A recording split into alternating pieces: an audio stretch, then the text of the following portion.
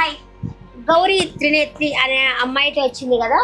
అమ్మాయి వచ్చి ఒక ట్రాన్స్ అనమాట. సరే, ఇంకా ప్రియాంకని ఇన్స్పిరేషన్ గా తీసుకునింది.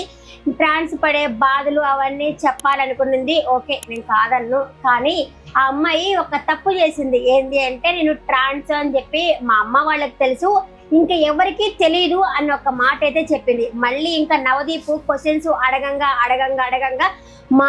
కొంచెం మా కాలేజీలో కూడా తెలుసు, ఎందుకంటే వాళ్ళకి సర్టిఫికేట్లు అవన్నీ ఇస్తాం కదా, అక్కడ జెండర్ చూస్తారు కదా, అప్పుడు ట్రాన్స్ అన్నారు, మా కాలేజీలో నిలబెట్టి అవమానించారు అని చెప్పనింది.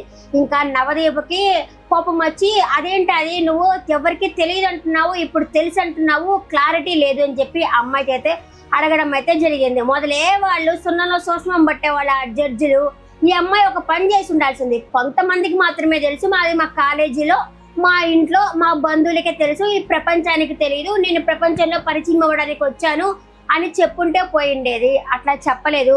సో పాపం అట్ట కూడా ఇప్పుడు ప్రపంచం మొత్తం తెలిసిపోయింది కదా, తెలియని వాళ్ళకంతా ఇప్పుడు టీవీ చూస్తే తెలిసిపోతుంది కదా.